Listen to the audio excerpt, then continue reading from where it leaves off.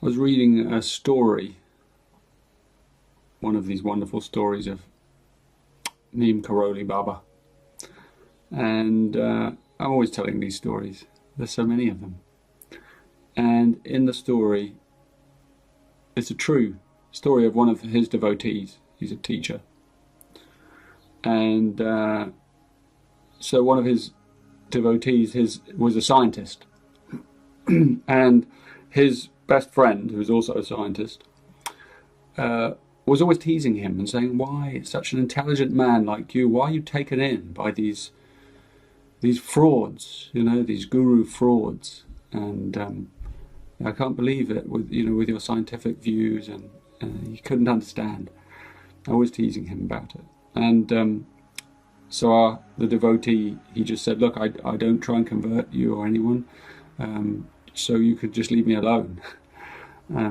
Anyway, the guy continued teasing him about it, couldn't understand. And then one day, of course, Neem Karoli Baba comes to the city where they're living, and he's doing having a meeting nearby. And so the devotee goes to see him, and his friend decides to come along and see for himself this fraud. He assumes, this fraud who's kind of kidnapped the psyche of his great friend, and how, he wants to see for himself. And so he turns up, and when Maharaji, that's the name of the teacher, Maharaji sees him, the friend, the first thing he says to him is, "Oh, welcome, you forgot to wear your locket today. You must go and put it back on."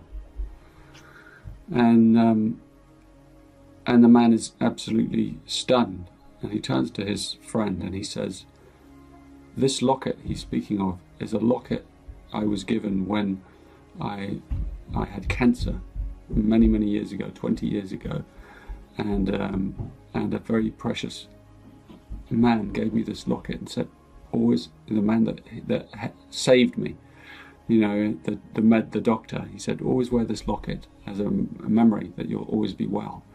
And he'd worn this locket every day of his life until that moment, until that day. And it was the only day he'd forgotten ever to put it on. He'd left it in the bathroom. And that was his introduction to Maharaji.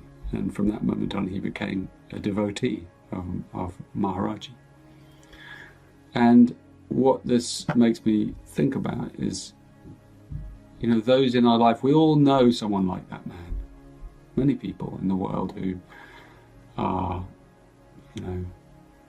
skeptical, cynical, defensive,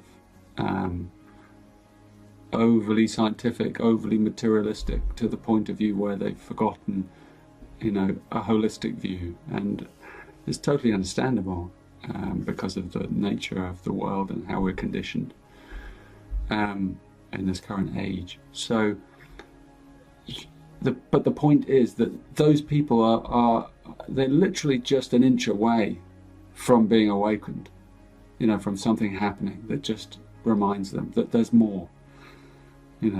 So it's not our job to convert them in any way. And in fact, all those people like that who have skepticism for your path, my recommendation is not to put yourself in a position where you need to be in any way defensive. So you just simply don't go there. You just simply say, "Look, this is my way. It's part of who I am," and you don't preach it or try and convert anyone or anything like that. You just, in fact, you almost go the opposite way. You almost go into small talk. You don't always have to be talking about it. This is the approach I take. I find with people that, unless they directly ask me, I will not tell them what I really do, or who I am. And they've really got to want to know. Even if I tell them, yes, I've written this book and this, and it's spiritual and all that, if they drop it, I don't go any further. They have to really probe if they really want to know. They really got to prove that they want to know. And then I'll open up, and if they're willing to make the time and the space, which is rare in this day and age.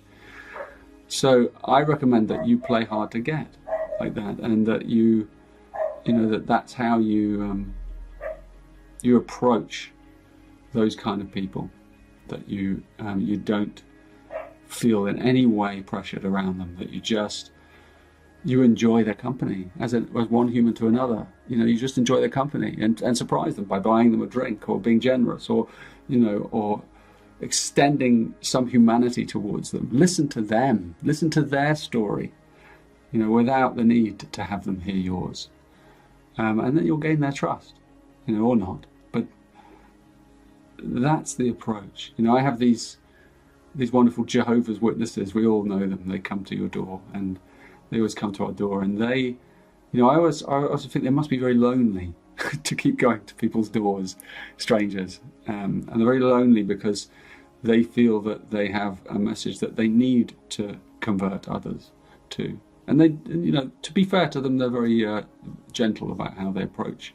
But they still approach, and I'm always very open to them coming, and I talk to them a little bit and try not to scare them off too much. And they give me these things, and this is why I'm going to finish it today, because sometimes, you know, there's great value that, you know, these little things that they have. And I always skim through them and read them. And there's a really nice one on here from the Bible, from Psalm 37. And, you know, I'm not a Christian in that sense, but I am a follower and a devotee of Christ for sure, and many other teachers. Just a little while longer, and the wicked will be no more. You will look at where they were, and they will not be there. But the meek will possess the earth, and they will find exquisite delight in the abundance of peace.